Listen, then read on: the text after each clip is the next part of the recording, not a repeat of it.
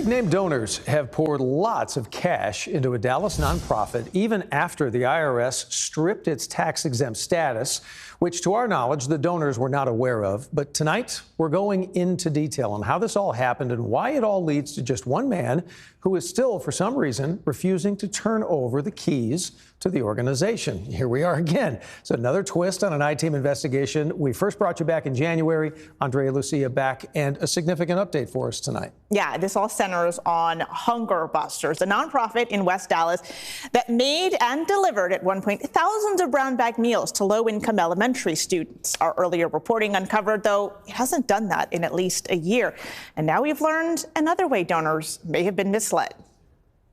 This is the most exciting evening of the year. Kids come first. Their futures come first. The Mavs Ball is a night of glitz and glamour, aimed at raising millions of dollars in grants.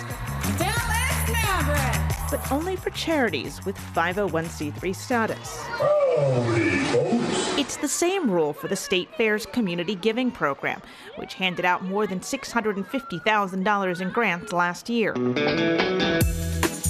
And it's the rule for Kershaw's Challenge, a multi-million-dollar fund run by former MLB star Clayton Kershaw.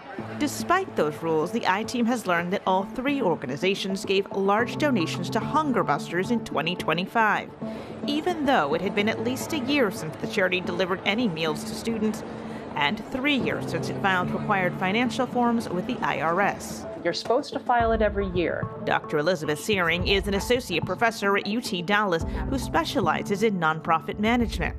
She says most nonprofits fill out a Form 990.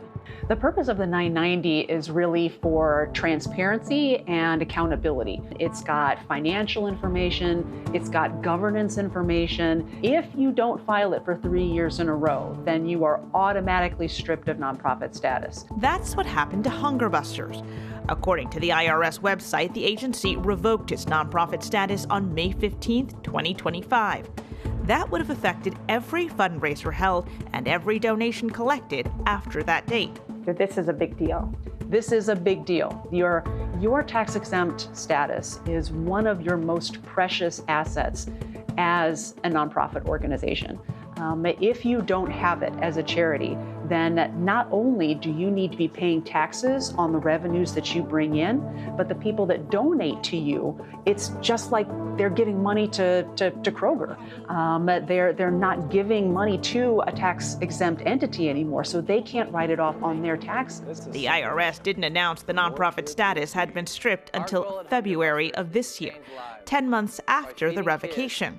So it would have been up to Hunger Busters to tell donors. A spokesperson for the State Fair says there was no indication of revocation at the time of review. She declined to tell us how much money the organization received. The Mavs, which gave Hunger Busters $50,000 in December, said at the time of the grant, Hunger Busters was an established nonprofit partner in the community. Kershaw's Challenge is believed to have given the largest donation at $175,000. The organization has not answered our calls and emails about the money or its vetting process. Meanwhile, there are still smaller donations coming in as well. A campaign on the website Zeffy showed contributions made as recently as late April. When the I-Team reached out to Zeffy, the company told us donations effectively stopped after our first report on Hunger Busters. But nearly $3,000 has come in since then. A Zeffy spokesperson says they are in the process of closing out the campaign and will likely end the relationship altogether. Whatever you make that morning, it goes into a kid's belly that night. Latane Phillips took over as Hunger Buster CEO in 2023. That year was the last time records show the nonprofit filed anything with the IRS. Under his leadership, our investigation found there were other questionable financial decisions too. This is the day that he presented the van to us. The Tyler Street Foundation, another local nonprofit, sued Hunger Busters after it says Phillips lied about how he spent 2 grants from them, totaling $116,000. The money was supposed to buy a van and help purchase land. Instead, Tyler Street's president claims Phillips falsified property records and presented them with a rental van.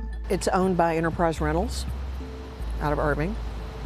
So you think they just rented it for the day? Just rented it for the day. Even more alarming to Vivian Skinner was the discovery Hunger Busters wasn't feeding children at all, as it claimed in fundraisers. Quick question, does the school get food donations from Hunger Busters? Dallas ISD schools it listed as recipients told us they hadn't seen the organization in years. I don't want to. Phillips resigned in January, days after our investigation aired, and still refuses to answer questions about the donations he accepted during his time as CEO. It's now been 4 months since our original investigation. The former chair of the Hunger Busters board says Phillips still hasn't turned over any records or access to accounts. In a new statement, Dee Baker Amos also told us there is more than $500,000 in contributions that are apparently unaccounted for. She acknowledged that some donors have asked for their money back, but said they will likely have to sue to have any hope of recovering those funds. And Doug, we did reach out to Latane Phillips again. He didn't respond.